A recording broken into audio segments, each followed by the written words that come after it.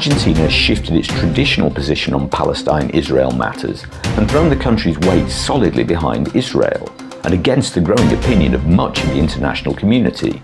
But is this a well-considered political decision, or another example of Milei impetuously mixing up his private life and his public role? Welcome to A Bloke in Buenos Aires, with news and views in English from the capital of Argentina. Don't forget to like, subscribe, and leave a comment. In a vote at the UN last month, Argentina shifted its long-held position on the Palestine-Israel situation. Palestine constantly pushes for recognition as a full state at the UN, something which is always vetoed by the USA, making the whole thing more of a gesture than hope for any real change.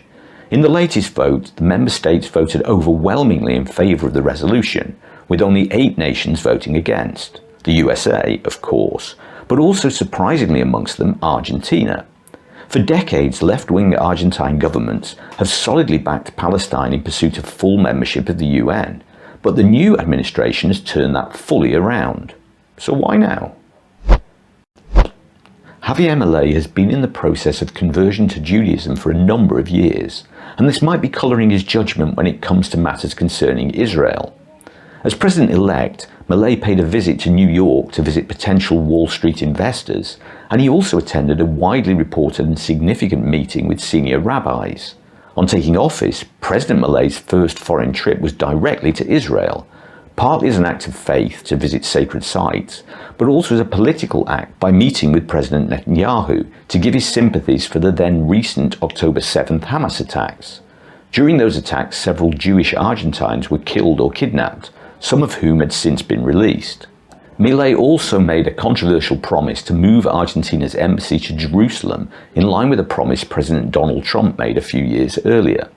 This trip took place back in February, while the full horror of what is now happening in Gaza had yet to unfold, and while a good amount of global sympathy remained with Israel. Over the last few months, as the scale of current horrors has become more and more reported, global position has shifted somewhat and, rightly or wrongly, more and more countries are calling for a ceasefire to protect Palestinian civilians and allow in more emergency supplies.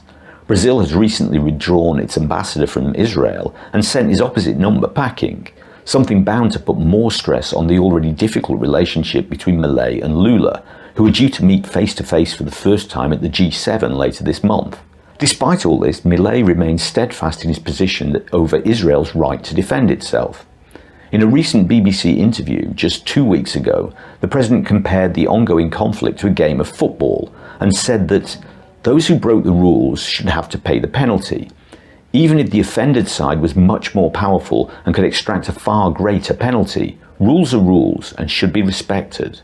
When pushed on examples of specific events in the conflict, Milei tactfully said that he hadn't seen enough information to make a judgment on individual cases. Argentina has one of the largest Jewish communities in the world outside of Israel, with almost 200,000 Jews living here, mostly in and around Buenos Aires. They are well integrated into all parts and levels of society, with many important Jews holding positions in the government, and Jewish holidays are recognized by the state. While almost inevitably there is a certain amount of anti-Semitism here, it doesn't seem to be a position held by any particular flavour of political society, and the Jews I meet feel very comfortable in going about their daily lives here.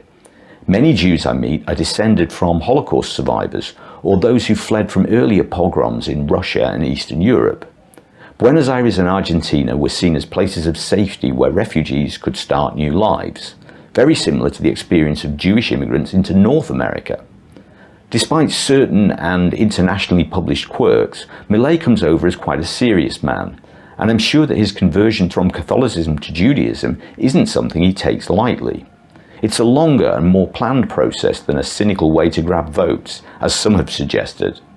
However, as in other political areas, these trips of personal pilgrimage are blurring the line between Javier Milei, the private citizen, and President Milei, the international face of Argentina. Whether he likes it or not, for at least the next 4 years he is President Milei, and everything he does, for good or ill, represents the nation. His private life has to be put on hold for a while.